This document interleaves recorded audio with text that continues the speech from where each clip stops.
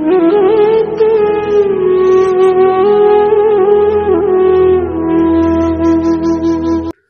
করছি পরম করুণাময় আল্লাহর নামে। হে বিশ্বদরদী, আজ আপনাদের সামনে সূরা বাকারার 1 নম্বর আয়াত থেকে বোঝানোর চেষ্টা করব। বোঝানো বলতে কোরআন অনেকজনাই বোঝে, কিন্তু আমি গভীরতায় নিয়ে যাওয়ার চেষ্টা করব। দেখুন, আলিফ লাম মিম, প্রথম আয়াতে বলল আলিফ লাম মিম। এই অক্ষরগুলো কোরআনের একটা মুজিয়া, যার প্রকৃত অর্থ একমাত্র আল্লাহ জানেন। কিন্তু দেখুন দরদি, কোরআন যে নবীদের উপর অবতীর্ণ হয়েছিল, এই কোরআন শুধু নবীদেরকে বোঝানোর জন্যই অবতীর্ণ হয়নি, জনসাধারণ সকলের জন্য কোরআন অবতীর্ণ হয়েছে। তাহলে সকলের জন্য যদি কোরআন অবতীর্ণ হয়ে থাকে, তাহলে আপনার জন্য এসেছে, আমার জন্য এসেছে। তাহলে কোরআন আমাদের কাছে সতর্ক বাণী হিসাবে এসেছে, কি আমি করতে পারবো আর কি আমি করতে পারবো না, কিসে আমার প্রমোশন হবে আর কিসে আমার ডিমোশন হবে। এ ব্যাপারে কোরআন আমাদের কাছে এসেছে চিঠি স্বরূপ।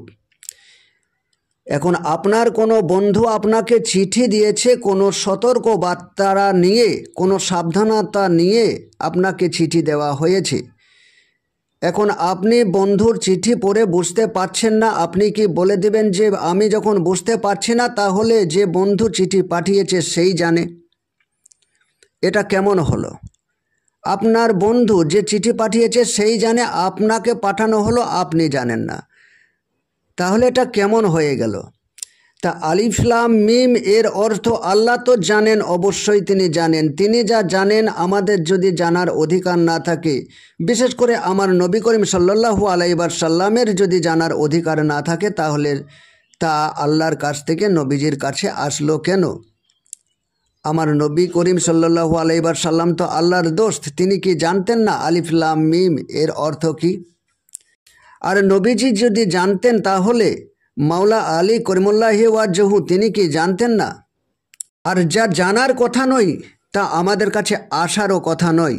যেমন এই দুনিয়া কবে ধ্বংস হবে আমরা কেউ বলতে পারবো না, একমাত্র আল্লাহ জানেন। তিনি কি জানেন না? তিনি অবশ্যই জানেন এই দুনিয়া কবে ধ্বংস হবে। অতএব কোরআনে দুনিয়া কবে ধ্বংস হবে সে সম্বন্ধে কোনো কিছুই বলা হয়নি। যারা জ্ঞানী মানুষ, যারা আল্লাহর প্রতি প্রেম এনেছেন, আল্লাহর প্রতি যাদের ঈমান মজবুত হয়েছে এবং আল্লাহর ওয়াস্ত ছাড়া যাদের কাছে দুনিয়া তুচ্ছ হয়েছে, তাদেরকে মুত্তাকিন বলা হচ্ছে। তাদের জন্য হিদায়েত, জ্ঞানী মানুষদের জন্য হিদায়েত। যারা অধ্যাত্মের গভীরতা বুঝে, যারা কোরআনের গভীরতা বোঝে, তাদের জন্য হিদায়েত।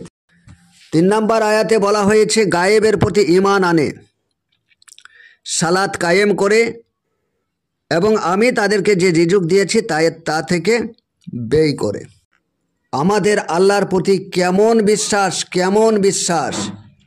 এই দেখা আল্লাহর প্রতি কেমন বিশ্বাস যে আল্লাহর সমস্ত কিছু দেখছেন। আল্লাহ আমার কাছে হাজির নাজির, আমি তাকে দেখতে না পেলেও তিনি দেখছেন।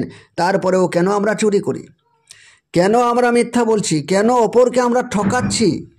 কেন অপরকে আমরা কাঁদাচ্ছি? কেন অপরকে আমরা শোষণ করছি? অপরের ওপর জুলুম করছি? কেন ফাসাদ করছি? কেন অহংকার করছি? ব্যঙ্গ করে বলছি যে তোমাদের লাইন ঠিক না, তোমাদের ধর্ম ঠিক না, আমাদের ধর্ম ঠিক। এমনকি ইসলামের মধ্যে খণ্ডিত অবস্থা, একে অপরের ওপরে যে নালিশ, যে অহংকার, যে ব্যঙ্গাত্মক ভাষায় কথা বলে, তা আপনারা সোশ্যাল মিডিয়ায় দেখতেই পাচ্ছেন। কেউ কাউকে ছেড়ে কথা বলছে না। কেন? আল্লাহর প্রতি আমাদের এত ঈমান, সেই অদৃশ্য আল্লাহর প্রতি, যে আল্লাহ দৃশ্যমান নয়, তার প্রতি যখন আমাদের ঈমান মজবুত হয়েছে, তাহলে আমাদের মধ্যে অহংকারের জন্ম নিল কিভাবে? আমরা যে উচ্চস্বরে কথা বলছি, কোরআন কি উচ্চস্বরে কথা বলতে শিখিয়েছে?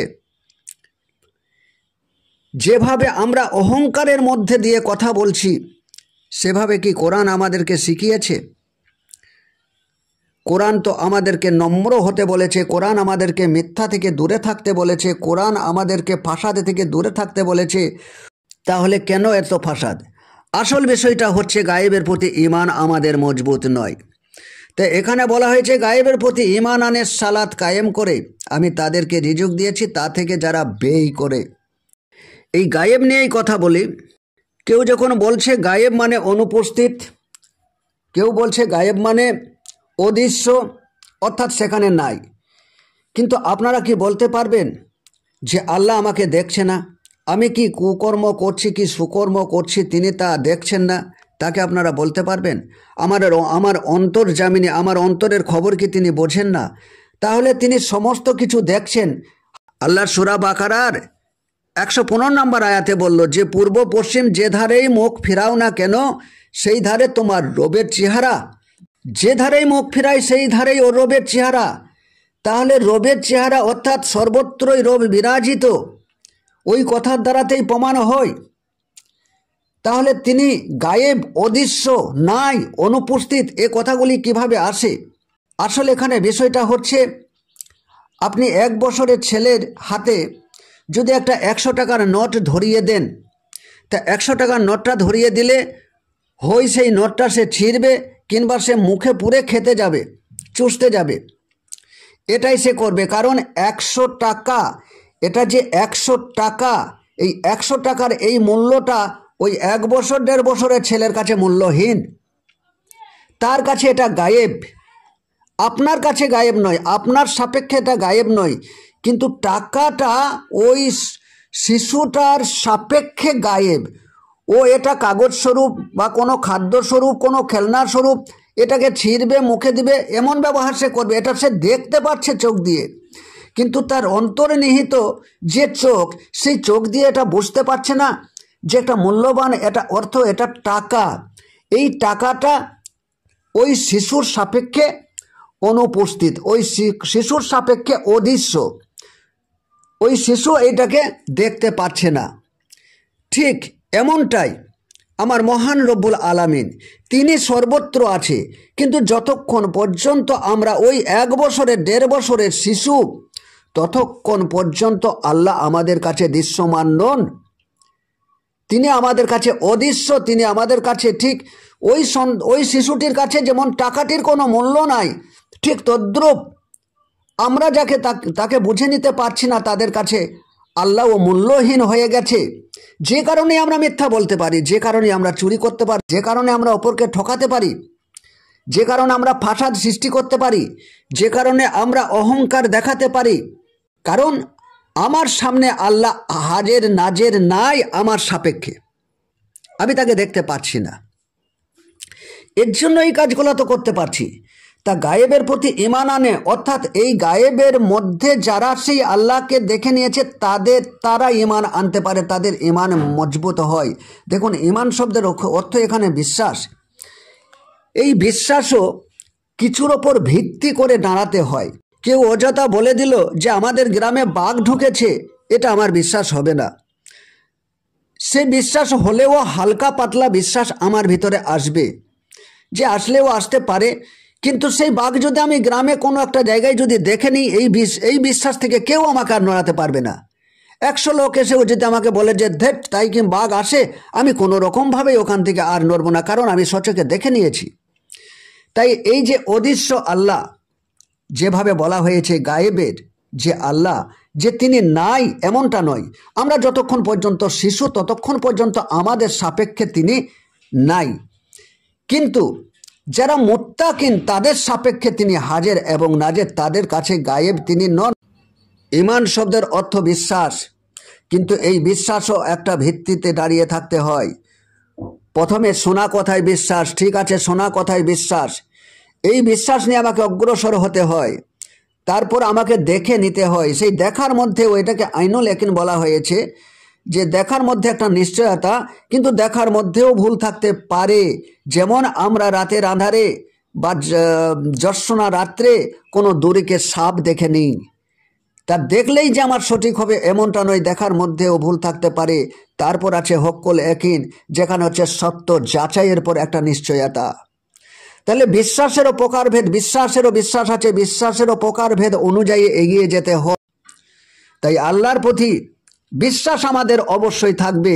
আমরা তাকে দেখে নিতে পারবো, তিনি আমার শান্তিতে আছেন, তিনি প্রেমময় হয়ে আছেন, তিনি বিনয়ীরভাবে আছেন, তিনি জ্ঞানে আছেন, তিনি আকাশে আছেন, তিনি বাতাসে আছেন, তিনি পানিতে আছেন, তিনি বৃষ্টিতে আছেন, তিনি সৃষ্টিতে আছেন, তিনি সর্বত্রই, শুধু তিনি আর তিনি আর তিনি। তিনি তো আছেনই, কিন্তু সেই তাকে আমরা বোধের দ্বারাই অনুভব অবশ্যই করতে পারি। এর জন্যই লাগে ধ্যান, এর জন্যই লাগে একজন মুর্শিদ, এর জন্যই লাগে একজন গুরু।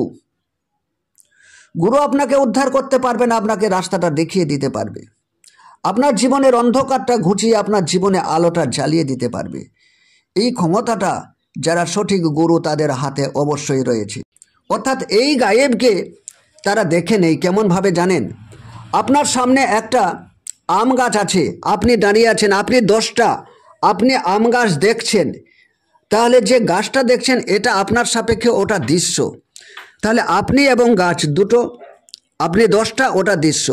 আচ্ছা, মিডিলে কি কিছু নাই? মিডিলে কি কোনো শক্তি নাই? এই মিডিলে আছে দৃষ্টি শক্তি। এইটা হচ্ছে নিরাকার, এইটাকে দেখা যায় না। এই যে দৃষ্টি শক্তিটা মিডিলে, এ গায়েব। দৃষ্টি শক্তি যদি না থাকতো তাহলে ওই গাছটা দেখা যেত না। মিডিলে একটা সোজা বরাবর দৃষ্টিশক্তি যাচ্ছে, মিডিলে কোনো যেটা একটা পর্দা অ্যাটাক করে দেওয়া হয়, গাছটা আর দেখা যাবে না। পর্দা সরিয়ে নিলে পরেই আবার দেখা যাবে। তাহলে দৃষ্টিশক্তি একটা প্রবাহিত হচ্ছে, আপনার কাছ থেকে ওই গাছ পর্যন্ত একটা দৃষ্টিশক্তি প্রবাহিত হচ্ছে। এই যে দৃষ্টিশক্তি যেটা প্রবাহিত হচ্ছে ওইটিকে দেখা যাচ্ছে, ওই দৃষ্টিশক্তিটা দেখা যাচ্ছে না, ওটা নিরাকার, ওটা আপনার সাপেক্ষে ওটা গায়েব। কিন্তু আপনার বোধের মধ্যে আপনি বুঝে নেন, দেখুন ওখানে দৃষ্টিশক্তি আছে, আপনার বোধ এটা বুঝে নিতে পারে, অর্থাৎ বোধ এটা দেখে নিতে পারে। ঠিক তদ্রূপ আল্লাহ যে গায়েব, অবশ্যই তিনি গায়েব, কিন্তু সেই গায়েবকে একমাত্র বোধ দিয়ে বোঝা সম্ভব, বোঝা যায়। এভাবে যারা বুঝেছে, তিনাকে হাজের নাজের করেছে, তিনার সাথে বিলীন হয়েছে, তারা সালাত কায়েম করে। অর্থাৎ তারাই সালাতে প্রকৃতপক্ষে আছে। এই সালাত কি জানেন? আমরা যে 5 ওয়াক্ত নামাজ পড়ছি তা পড়ব, কারণ এখানে অবশ্যই আমাদেরকে নামাজ পড়তে হবে। যদি আমরা মুসলমানের ঘরে জন্ম নিয়ে থাকি, মুসলমান হয়ে থাকি, কখনোই আমরা 5 ওয়াক্ত নামাজের বিরোধিতা করতে পারি না। কিন্তু এখানে যে সালাতের কথা বললো, যে গায়েবের প্রতি যাদের ঈমান মজবুত হলো, অর্থাৎ গায়েবকে যারা বুঝে নিতে পারলো, গায়েবের প্রতি যাদের ঈমান মজবুত হয়ে গেল, তাদের জন্য বললো যে তারা সালাত কায়েম করে। এই সালাত হচ্ছে জগস্ত, অখণ্ডিত আল্লাহকে খণ্ডিত না করা। আমরা সকলেই জানি এক আল্লাহ, আল্লাহ দুটো নাই। সেই আল্লাহ অখণ্ডিত, আল্লাহকে খণ্ডনও করা যায় না। আল্লাহ আপনাকেও সৃষ্টি করেছে, আমাকেও সৃষ্টি করেছে, কুকুর, ছাগল, ভেড়া, গ্রহ, তারা সমস্ত কিছু তিনি সৃষ্টি করেছেন। তাহলে এক সূত্রে আমরা সকলেই আল্লাহর থেকেই সৃষ্টি, তাহলে আমাদের মধ্যে এত বিভেদ কেন? আমরা যখন বিভেদ সৃষ্টি করি, আমাকে শ্রেষ্ঠত্ব প্রমাণ করি, আরেকজন নিজেকে শ্রেষ্ঠত্ব প্রমাণ করে, আরেকজন নিজেকে শ্রেষ্ঠত্ব প্রমাণ করে, এই যে ফাসাদ সৃষ্টি করা হচ্ছে, এই ফাসাদ সৃষ্টিকারীকে আল্লাহ কি পছন্দ করেন? আপনারা সকলে জানেন, আল্লাহ যখন আদম শফিউল্লাহকে বানালেন এবং তারপর সমস্ত ফেরেশতাকে যখন সেজদা করতে বললেন, সমস্ত ফেরেশতা তাকে সেজদা করলো, কেবলমাত্র আজাজিল সেখানে সেজদা করলো না। আল্লাহ জিজ্ঞেস করছে কেন সেজদা করলেন না? তখন আজাজিল বলেছিল, আমি মাটির আদমের থেকে উত্তম। অর্থাৎ আদম মাটি, আমি আগুন, ওরা আমরা। এইখানে যে বিভেদ সৃষ্টি করে দিল, এই যে বিভেদ ওরা আমরা, এই ওরা আমরা বিভেদেই আল্লাহ তাকে শয়তানের দলভুক্ত করলো এবং তাকে অহংকারী ঘোষণা করলো। তাই একজনকে যে সমস্ত জিনিস বুঝতে হবে এমনটা নয়। আপনি যেভাবে ধর্মটাকে বুঝেছেন সেভাবে আমি বুঝতে না পারি, আমার মতো আমি বুঝেছি, আমি যেভাবে বুঝেছি সেটা আপনিও না বুঝতে পারেন, তাই বলে আপনার সঙ্গে আমার ভ্রাতৃত্ব সম্পর্ক থাকবে না। কেন কেন আপনার সঙ্গে আমার বিভেদ ঘটবে?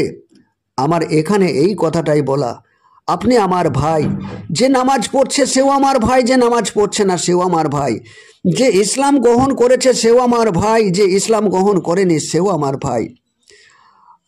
আমরা কখনোই এই দুনিয়াতে ফাসাদ সৃষ্টি করব না, নিজেদের পাণ্ডিত্যকে জাহির করব না। আমি এত বই পড়েছি, অত বই পড়েছি, তত বই পড়েছি, এই শিক্ষা গ্রহণ করেছি, এগুলা অহংকার ছাড়া আর কিছু নয়। এগুলা কিতাবি জ্ঞান। এগুলা বারবার যারা বলছে দলিল দেখাও, দলিল দেখাও, দলিল দেখাও, সমস্ত জিনিস দলিলে আসে না। আমি অন্তরের দিক থেকে কতটা শান্তিতে আছি তা কোন কাগজে আমি বোঝাবো? একজনকে যাকে সাপে কেটেছে, সাপের কি যন্ত্রণা, ওই বিষের যে যন্ত্রণা, সে কিভাবে তার খাতা কলমে লিখে সে বোঝাবে? দলিল তো আমাদের খাতা কলম। তার যে বিষের যন্ত্রণা, সেই যন্ত্রণা আমি খাতা কলমে পড়ে আমি কতটা অনুভব করতে পারবো তার কি যন্ত্রণা? তা একজন পরম যে শান্তিতে থাকে, সেই শান্তি যদি সে খাতা কলম করেও যায়, আমি পড়ে কি সেই শান্তির স্বাদ আমরা নিতে পারি? কখনো আমরা পারবো? যে তার প্রকৃত স্বাদটা কি? তাই সব জিনিস শুধু দলিলের মধ্যে দিয়ে হয় না, নিজের অন্তরের মধ্যে দিয়েই হতে হয়। আমার থেকে বড় দলিল আর কি আছে? আমরা প্রত্যেকে আমাদের বড় দলিল আমাদের কাছে কি আছে? আমরা প্রত্যেক মুহূর্তে আমরা ডিসিশন নিতে পারি। আমাদের সামনে যখন সাপ পড়ে যায় আমরা ডিসিশন নিতে পারি কি করা উচিত। আমাদের সামনে বাঘ পড়ে গেলে আমরা ডিসিশন নিতে পারি আমাদের কি করা উচিত। কারণ সামনে বাঘ পড়ে গিয়েছে, এবার আমি কি করব? এই পশুর প্রতিকে আমি মহব্বত রাখবো, তার প্রতিকে আমি সেবা শুশ্রূষা করতে যাব, আমি কি এর জন্য দলিল খুঁজতে যাব? আমি অবশ্যই যাব না, কারণ আমি জানি এখানে যে বাঘের প্রতি কোন আচরণ করা দরকার, কি করা দরকার আমি জানি। এই যে প্রত্যেকটা মুহূর্তে কখন কি করা দরকার তা হঠাৎ আমাকে তার ডিসিশন নিতে হয়, এটা আমাদের বোধ থেকেই নিতে হয়। এখানে দলিল আমাদের সামনে এসে দাঁড়ায় না, সর্বসময় দলিল এসে সামনে দাঁড়ায় না। তাই দলিলকে আমি অমূল্য বলছি না, অবশ্যই দলিলের প্রয়োজন আছে।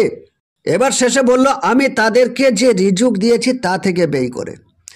বলুন তো দরদি, এই পৃথিবীতে রিজুক থেকে কে ব্যয় করতে পারে? যারা কোটি কোটি টাকা ইনকাম করছে তারা কে এই টাকা থেকে যথার্থ টাকা ব্যয় করতে পারছে বলো? যারা কোটি কোটি টাকা ইনকাম করছে, আয় করছে, এই কোটি কোটি টাকা আল্লাহই তাকে দিয়েছে। আবার একদিন পৃথিবী থেকে চলে যাবে, এই কোটি কোটি টাকা তারা ফেলে দিয়ে চলে যাবে, কই দিনকার মেহমান হয়ে এসেছে। তাহলে এই টাকাটা আল্লাহ তাকে দিয়েছে, আবার এই টাকা কয়দিন সে ব্যবহার করার পর তাকে চলেও যেতে হবে। তারপরেও এর সঠিকভাবে তার যে রিজুক আল্লাহ দিল, এই রিজুক থেকে, এই আয় থেকে সে সঠিকভাবে ব্যয় করতে পারছে না। কেন পারছে না? আসলে গায়েবের প্রতি যে ইমানের কথা বলা হয়েছে, ও দেখার প্রতি যে ইমানের কথা বলা হয়েছে, এই ইমান কারোরই মজবুত নয়, কিন্তু যারা দেখে নিয়েছে তাদের কাছে এই ইমান মজবুত হয়ে যায়। আল্লাহ টোটাল যে সৃষ্টির জগৎ, তার সঙ্গে তাদের সাথে নিজেকে যে জগস্ত করে দিয়েছে, সংযুক্ত করে দিয়েছে, সেই সালাত কায়েম করেছে।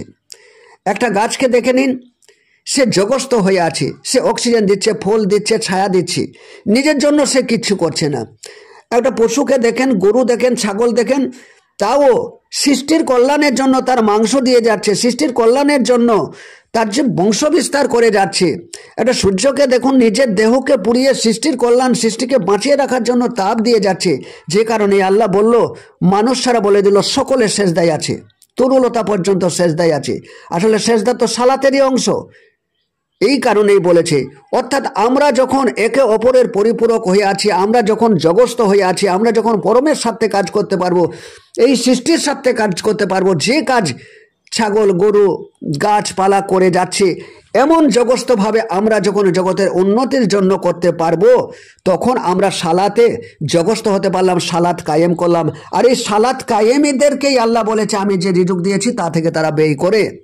অর্থাৎ এবার এ জীবনে যা কিছু রান করবে, তার জ্ঞান হোক, তার শক্তি হোক, তার টাকা হোক, অর্থ হোক, যা সে জীবনে রিজুক হিসাবে যা কিছুই বা পাবে, তা থেকে সে এবার নিশ্চিন্তে ব্যয় করবে।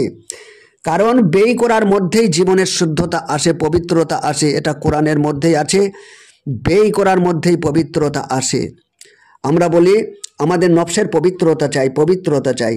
এই পবিত্রতা যারা আল্লাহর ওয়াস্তে তাদের ন্যায্য টাকা থেকে ব্যয় করতে পেরেছে, তারাই আল্লাহর ওয়াস্তে, তারাই পবিত্র হতে পেরেছে। কারণ যে ব্যয় করতে পারলো না, তারা কৃপণ, এই কৃপণকে অপবিত্র বলা হয়েছে। আর যে ব্যয় করতে পারলো তাকে বলা হলো বড় দিলওয়ালা। এই বড় দিলওয়ালা, বড় হৃদয়ওয়ালা, অর্থাৎ এই হচ্ছে পবিত্র ব্যক্তি। অনেকে প্রশ্ন করেন, আল্লাহকে কিভাবে দেখা যায়? যদি আপনি সেই রকমের কোনো ধ্যান প্রসেস শিখিয়ে দিতেন। দেখুন দরদি, আল্লাহ আমরা নাম দিয়েছি ওই পরম সত্তাকে বোঝার জন্য, এটা সত্য। কিন্তু আল্লাহ কোনো বস্তু নয় যে আপনার সামনে এসে বসে যাবে, আপনি তাকে দেখে নেবেন। এমন কোনো বস্তু নয় তিনি বস্তুর ঊর্ধ্বে, তিনি নিরবয়ব, তিনি নিরাকার। তাহলে তিনি অবয়ব, তিনি নিরাকার বলে কি তেনাকে বোঝা যাবে না, সেই অস্তিত্বকে বোঝা যাবে না? তার যে দয়া, তার যে করুণা, তার যে প্রেম, তার যে শান্তি, তা থেকে কি আমরা বঞ্চিত আছি? একটা গম আপনি মাটিতে দিলেন, সেখান থেকে 100 গম আপনি পেলেন। কে ফলিয়ে দিল? এই শক্তি কে ওই বীজের মধ্যে দিয়ে রেখেছে? কোন বৈজ্ঞানিকের ক্ষমতা যে একটা বীজের মধ্যে এত পাওয়ার দিয়ে রাখেন? যিনি সবসময় ভেঙে ভেঙে গড়ছেন, তিনি ডিম ভেঙে একটা মুরগির বাচ্চা বার করছেন, একটা পাখিকে বার করছেন, ভেঙে বার করছেন। তিনি বীজকে ভেঙে নতুন উদ্ভিদের জন্ম দিচ্ছেন, তিনি ভেঙে ভেঙে তৈরি করছেন। ঠিক তদ্রূপ তিনি যে অজ্ঞানতাকে ভেঙে জ্ঞানী করছেন, ও বিবেকীকে ভেঙে বিবেকী করছেন, তিনিই তো করছেন। তাই তার প্রতি বিশ্বাস, ভয়, ভক্তি সঠিকভাবে নিয়ে আসুন। সঠিকভাবে নিয়ে আসলে আমরা আলাদাভাবে এই পৃথিবীতে কিচ্ছু দেখতে পাবো না, সমস্ত কিছুই আল্লাহরই সৃষ্টি। আপনারা সকলে ভালো থাকুন, সুস্থ থাকুন। পরবর্তী আয়াতগুলি পরবর্তী ভিডিওতে আবার আপলোড করার চেষ্টা করব, এর গভীরতা বোঝানোর চেষ্টা করব। আজ এখানেই রাখছি। খোদা হাফেজ।